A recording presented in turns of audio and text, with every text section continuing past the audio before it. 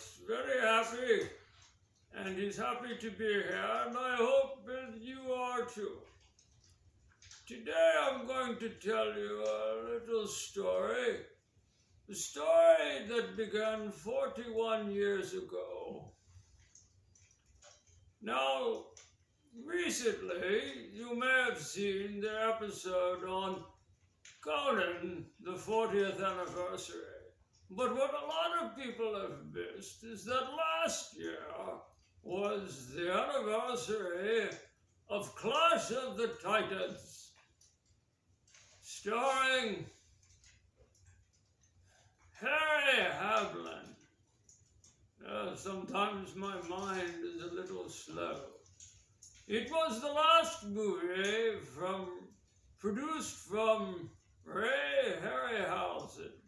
For those of you that do not know that name, all the claymation type movies of the 50s, 60s, 70s that had stop motion creatures like Jason and the Argonauts, or Sinbad movies, the 3 Sinbad movies, all the creatures in there were made by Ray Harryhausen, who pioneered the technology of stop motion creatures. His last movie was Clash of the Titans, and it came out in 1981.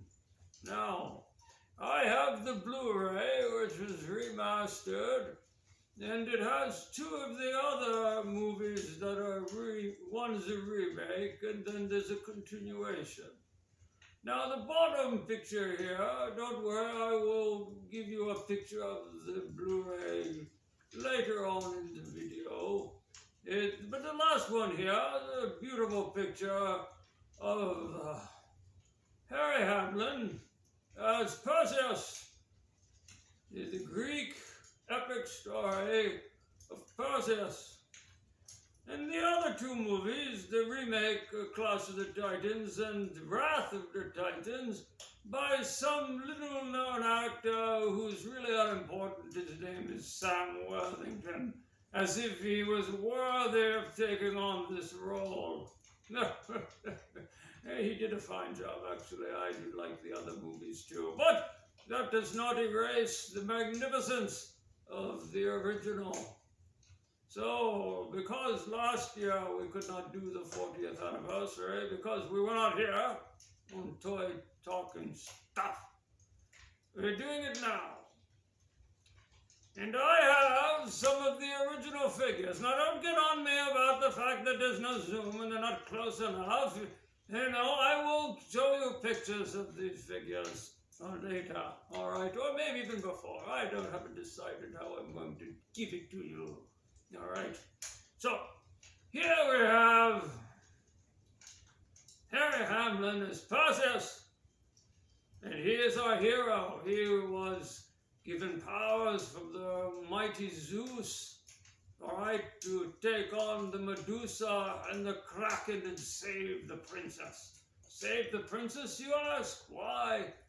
Well, there's a story that you see.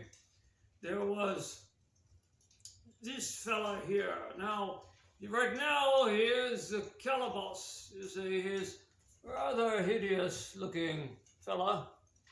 And, well, he wasn't always that way. He was a good-looking young man, and he was interested in the princess, you see. And, well, he did a thing that made the gods very mad, especially Zeus.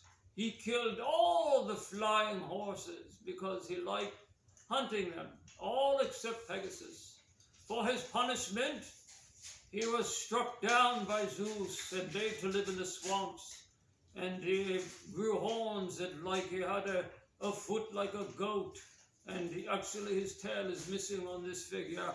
But you can see he's rather unattractive. And at this point, the princess was no longer interested. So her mother, the queen of, you're talking, it's the Princess Andromeda, and then there's the queen. The queen created a riddle to find a man worthy of her daughter.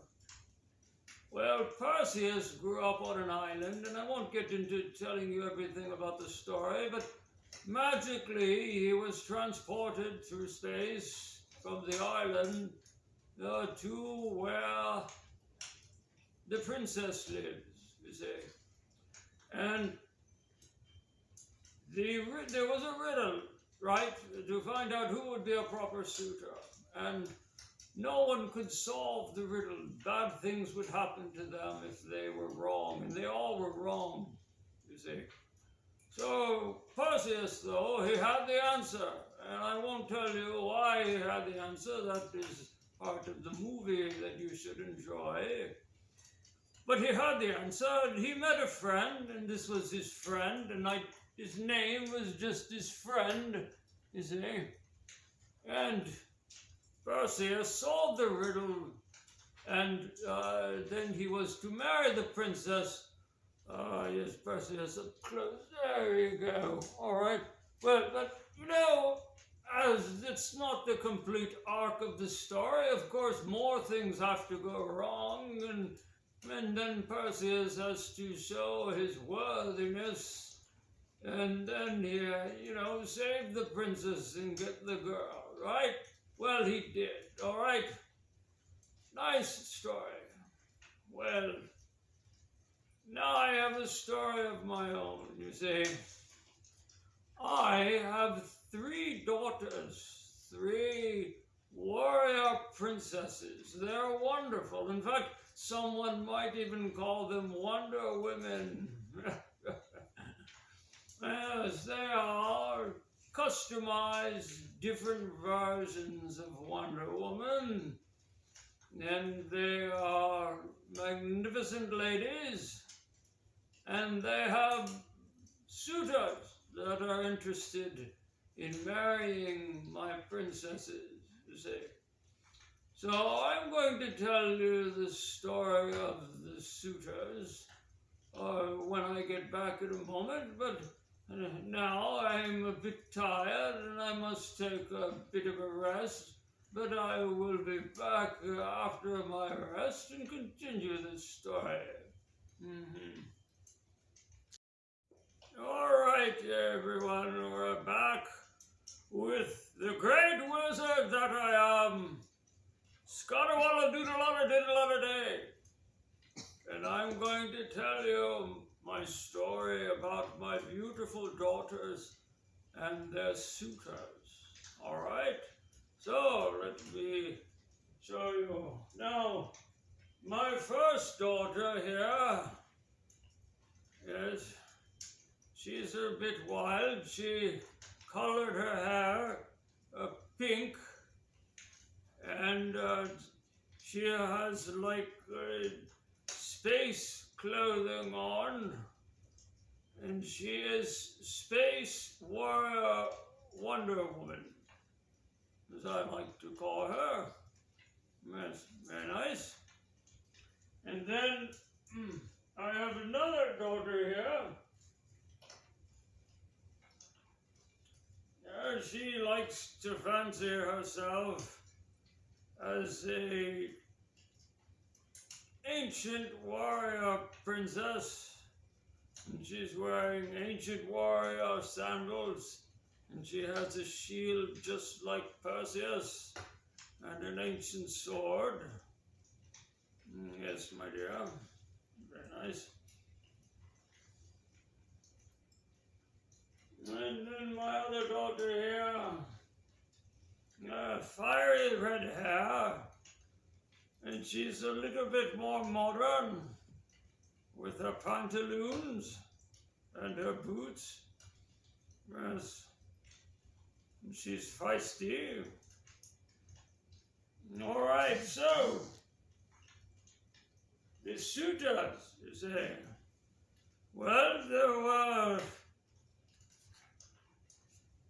4 suitors, and 3 of them were triplets. We have Prince Adam, of Eternia from the classic line, Prince Adam. And then we have Prince Adam from the 2002 Eternia line. And we have Prince Adam from the modern remake, Masters of the Universe, Prince Adam.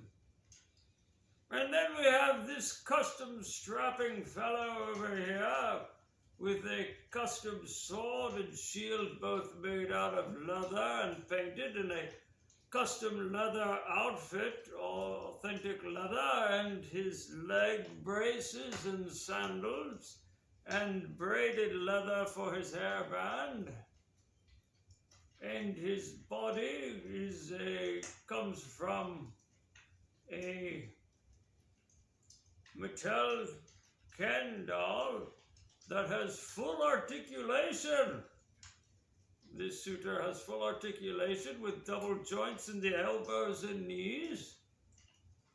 He was in a wheelchair, but we have then turned him into a warrior.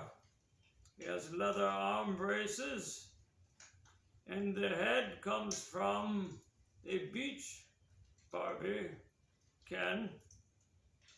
But now he is a suitor for one of my daughters, you see. Well, and I have decided that in order to choose the right one for one of my daughters, they will be asked questions about science. Oh, the first riddle question will be to the Adam Classics line. Prince Adam,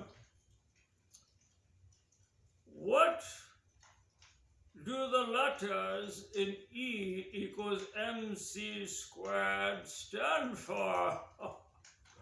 Do you know? No, there's no answer.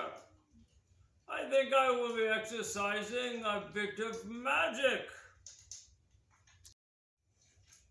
Well, I've turned him into an alligator for his lack of knowledge. Far better than what happened to the suitors in Clash of the Titans. All right, Prince Adam from the 2002 line, I will ask a question of you. So, the question is, what is Newton's first law? Do you have an answer for us? We're waiting. No? Well, I've turned 2002 Atom into a serpent. Newton's first law is that an object in motion will remain in motion unless acted upon by an external force. And if it is at rest, it will remain at rest unless a force is acted upon it. You all should study up before you try to marry one of my daughters. All right, Adam from Masters of the Universe, your question will be, can matter be created or destroyed? Give us an answer. We're all just waiting to find out if you know. I see your silence tells us volumes. I think I will turn you into an even larger serpent. So, matter can be changed through chemical and physical means, but the total energy and mass will remain constant.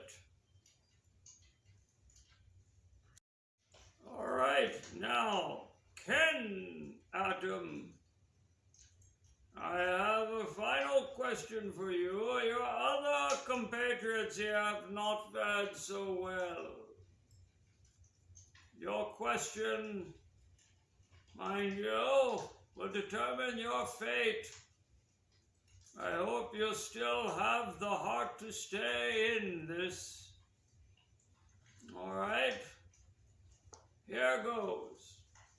Is the moon made of cheese? Is it made of cheese? Well, all right, you may whisper to me this. Okay, yes, righto. He got it right. The answer is no. No, the answer is no. He told me that the moon is not made of cheese. Yes. All right. Well, that's wonderful, wonderful news. Oh my, we have another suitor here. Who are you, fella? Oh, what? I think I've heard of you. Your name is Gorn. You also would like to perhaps marry one of my daughters. Well, I am not so sure about that. I think, Gorn, you're not suited to be a suitor for one of my daughters, and because of that, I'm going to turn you into a gavel. A gavel is a kind of crocodilian that is common in India, though they're not that common at all. But if you're going to find them, go to India. Well, looks like, Gorn, you gambled by coming here and things did not go so well for you. Now, my princesses, this is your suitor. His name is Ken Adam, and I'm curious as to which one of my daughters are you most interested in? You would take any of them. That's very kind of you. And daughters, do you accept Ken as a suitor? Well, no, they do not accept you as a suitor, so it looks like everyone's out of luck, especially the suitors. All right, everyone. Well, thank you for watching this adventure that we had here and getting to know my daughters. Yes, the beautiful Wonder Women. And I will see you soon.